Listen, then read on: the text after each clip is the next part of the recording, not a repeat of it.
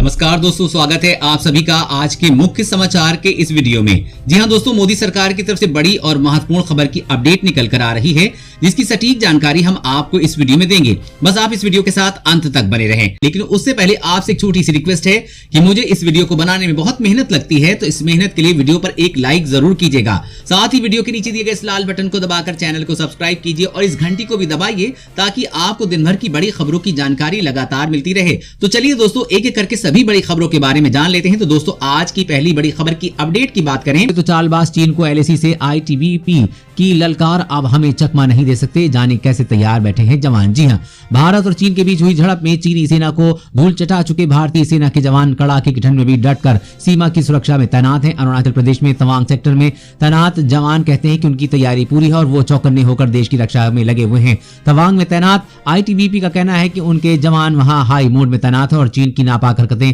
यहां अपने अंजाम तक नहीं पहुंच पाएंगी। समाचार एजेंसी ANI की टीम ने तवांग क्षेत्र का दौरा किया। टीम ने वहां मौजूद ITBP के सैनिकों ने उच्च स्तर की तैयारियों का जायजा लिया है। रिपोर्ट में बताया गया है कि वहां सुरक्षा कड़ी है और तेजी से निर्माण कार्य भी हो रहा है। भारत हर स्थिति से निपटने के लिए तैयारियों को मजबूत कर रहा है और पूरी LAC बॉर्डर पर भारत अपनी तैयारियों चीन से ज्यादा मजबूत कर रहा है। और अगली बड़ी खबर की बात करें तो सरकार का नया नियम, अब देश में सिर्फ BIS सर्टिफाइड हेलमेट बनेंगे और बिकेंगे। टू व्हीलर्स की सवारी होगी और भी सेफ। जी हाँ, सड़क दुर्घटनाओं में होने वाली मौतों को कम करने के लिए गुणवत्तापूर्ण हेलमेट की बड़ी भूमिका होती है, लेकिन बाजार में उपलब्ध घटिया गुणवत्ता वाले हेलमेट को पहनने से भी सड़क दुर्घटनाओं में लोगों के जानमाल का बड़ा नुकसान होता है।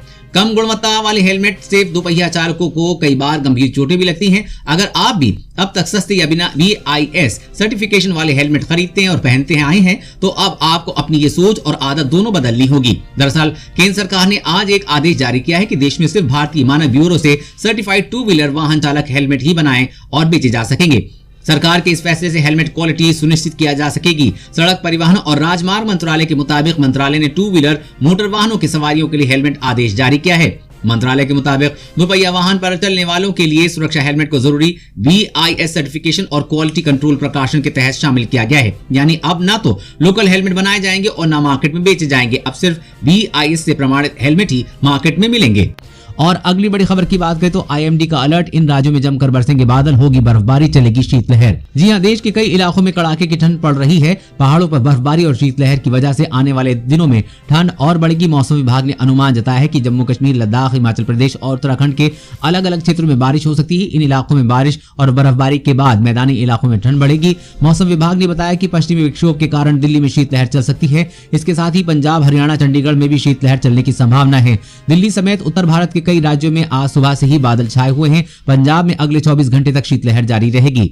और अगली बड़ी खबर की बात करें तो बेहद घातक मिसाइल तैयार कर रहा है भारत, ताकत देकर चीन पाकिस्तान के उड़े होश। जी हां, आज के वर्तमान समय में भारत अपने दुश्मनों से निपटने के लिए बेहद घातक मिसाइल तैयार कर रहा है। मिली जानकारी के मुताबिक भारत की ये मिसाइल बहुत जल्द तैयार हो जाएगी। ये मिसाइल दुनिया में सबसे उत्तम और आधुनिक होगी। ताजा रिपोर्ट के मुताबिक हाइपरसोनिक मिसाइल के परीक्षण के लिए भारत ने एक पवन सुरंग का निर्माण किया है। इसमें बहुत जल्द हाइपरसोनिक मिसाइल का टेस्ट किया जा सकता है। खबर के अनुसार हाइपरसोनिक मिसाइल की गति 7 मैक के आसपास होगी। इसका अर्थ है कि भारत की ये मिसाइल आवाज की स्पीड से 6 गुना ज्यादा तेज होगी। मिली जानकारी के अनुसार इन हाइपरसोनिक मिसाइलों के जरिए पारंपरिक और एटमी दोनों तरह के हथियार भेजे जा सकते हैं। ये मिसाइल चीन और पाकिस्तान में बने मिसाइलों से काफी घातक और तेज होगा। इसको राडार से पकड़ा नहीं जा सकता। आपको बता दें कि वर्तमान समय में अमेरिका के पास सबसे तेज मिसाइल मौजूद है, जिसकी रफ्तार 13.2 मैक है। अमेरिका के बाद भारत में सबसे आधुनिक मिसाइल का निर्माण किया जा रहा है। और अगली बड़ी खबर की बात करें तो कोरोना के मरीजों का 10 साल बूढ़ा हो जा रहा है दिमाग, उबरने के बाद भी मानसिक स्थिति में गिरावट, शोध में हुआ खुलासा। जी हां, कोरोना वायरस संक्रमण को लेकर दिनों दिन नए शोध सामने आ रहे हैं। दुनिया भर में कहर बर्पा कर रहे कोरोना वायरस की दवा और वैक्सीन विकसित करने का काम जारी है। इस बीच एक नए शोध में कोरोना वायरस संक्रमण से ठीक होने वाले लोगों के मरीजों के मस्तिष्क के संबंध में बड़ा दावा किया गया है। इस शोध में वैज्ञानिकों ने दावा किया है कि कोरोना वायरस संक्रमण लोगों के मस्तिष्क पर इतना बुरा प्रभाव डालता है कि वो मस्तिष्क के 10 साल बूढ़े होने के बराबर होता है। मतलब मस्तिष्क की कार्य प्रणाली बेकार हो जाती है। रिपोर्ट में कहा गया है कि इस अध्ययन से इस बात की पुष्टि होती है कि कोविड-19 महामारी मस्तिष्क पर बुरा प्रभाव डाल रही है। इसमें ये भी दावा किया गया है कि जो लोग कोरोना वायरस संक्रमण से ठीक हो चुके हैं या जिन लोगों में अब इसके एक भी लक्षण नहीं है, उनके मस्तिष्क की कार्य प्रणाली पर नुकसान पहुंच रहा है। और अगली बड़ी खबर की बात, सरकार का नया आदेश जारी, मास्क नहीं पहनने पर होगी 8 दिन की जेल, साथ ही 5,000 रुपए का लगेगा जुर्माना। जी हाँ, कोरोना संक्रमण को रोकने के लिए मास्क एक कारगर उपाय है, लेकिन बड़ी संख्या में लोग अभी भी बाहर निकलते समय मुंह नाक को ढकने से बच रहे हैं। ऐसे में देश के अलग अलग हिस्सों में मास्क नहीं पहनने वालों पर 50 रुपए से लेकर 5,000 रुपए तक का जुर्माना वसूल किया जा रहा है। ऐसे में हिमाचल प्रदेश में तो गिरफ्तारी का आदेश भी दे दिया गया है। मिली जानकारी के मुताबिक कोई भी व्यक्ति जो मास्क नहीं पहने होगा उसकी बिना वारंट गिरफ्तारी की जा सकती है। दोषी पाए जाने पर 8 दिन तक की जेल या 5,000 रुपए तक का जुर्माना लगाया जा सकता है। इससे पहले हिमाचल प्रदेश में केवल मास्क न पहनने पर जुर्माने की राशि को बढ़ाया गया था, लेकिन अब जुर्माने के साथ साथ सजा का प्रावधान भी किया गया है। वैसे दोस्तों, ऐसा नियम पूरे देश में लागू होना चाहिए या नहीं, नीचे कमेंट करके जरूर बताइएगा। और अगली बड़ी खबर की बात करें, दुश्मन ने हवा में कोई भी हिमाकत की तो टूट पड़ेगा। आकाश मिसाइल का हुआ सफल परीक्षण। जी हाँ, चीन और पाकिस्तान के लिए जरूरी खबर। इन दोनों देशों के साथ सीमा पर जारी तनाव के बीच भारत ने बड़ी सफलता हासिल की है। भारतीय वायुसेना ने 10 आकाश मिसाइलों का सफल परीक्षण किया है, जो मध्यम दूरी की सतह से हवा में मार करने में सक्षम है। इसके बाद देश की वायुसेना और भी सशक्त हो गई है। इन मिसाइलों का परीक्षण आंध्र प्रदेश के सूर्यलंका परीक्षण की रेंज में किया गया है। ये सभी मिसाइलें लक्ष्य को भेद पाने में सफल रही हैं। चीन और पाकिस्तान के साथ जारी गतिरोध के बीच भारत लगातार अपनी सैन्य ताकतों को बढ़ाने में काम तेजी के साथ कर रहा है और आकाश मिसाइल को रक्षा अनुसंधान और विकास संगठन यानी कि DRDO ने विकसित किया है। आकाश मिसाइल के साथ ही वायुसेना ने कंधे पर रखकर छोड़ी जाने वाली रूस में बनी इंगला मिसाइल का परीक्षण किया है। इन दोनों ही सिस्टम इस समय पूर्वी LAC पर पूर्वी लद्दाख में तैनात है। इसका मतलब है कि दुश्मन की ओर से हवा में हरकत करने की थोड़ी सी भी कोशिश की गई तो वायुसेना इससे निपटने के लिए पूरी तरह से तैयार है। और अगली बड़ी खबर की बात करें तो अच्छी खबर, खाने के तेल हो सकते हैं सस्ते। केंद्र सरकार ने उठाया ये कदम। जी हाँ, पिछले 1 साल से खाने का तेल 40% तक महंगा हो गया है। 100 साल से पहली बार तेल के दामों में इतनी तेजी देखी गई है। पहले ही कोरोना और लॉकडाउन से जूझ रही जनता को तेल की महंगाई ने तोड़ दिया था। दूसरी तरफ खाद्य तेलों के दाम अंतर्राष्ट्रीय बाजारों में उछाल आने से लगातार बढ़ते रहे।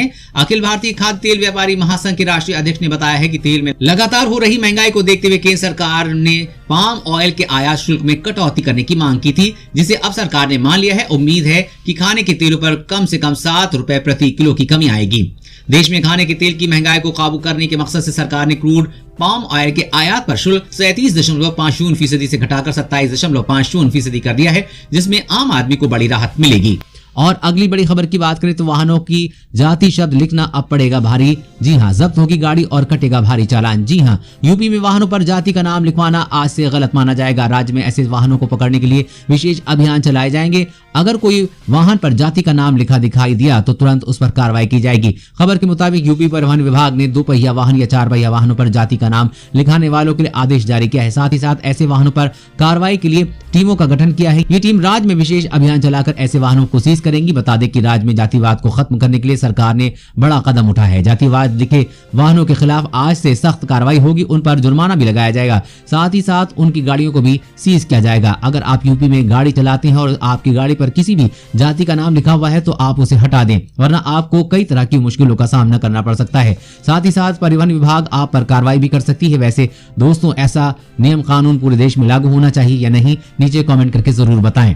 और अगली बड़ी खबर की बात करें तो चीन से नहीं आएगा कलर टीवी, मोदी सरकार ने लगाया प्रतिबंध। जी हां, भारत के बाजार में चीन के बढ़ते प्रभाव पर सरकार एक्शन में आ गई है। चीन के कई सामानों पर धीरे धीरे प्रतिबंध लगाया जा रहा है, जिससे चीन में खलबली मची हुई है। चीन को भारत से पंगा लेना उसी तरह भारी पड़ने लगा है। मिली जानकारी के मुताबिक मोदी सरकार ने अब चीन से आयात होने वाली कलर टीवी पर प्रतिबंध लगा दिया है। इसका मकसद घरेलू विनिर्माण को बढ़ावा देना और खासकर चीन से आयात रोकना है। आपको बता दें कि आज के समय से भारत सबसे ज्यादा कलर टीवी का आयात चीन से करता है। सरकार के इस कदम से चीन को भारी मात्रा में आर्थिक नुकसान होगा।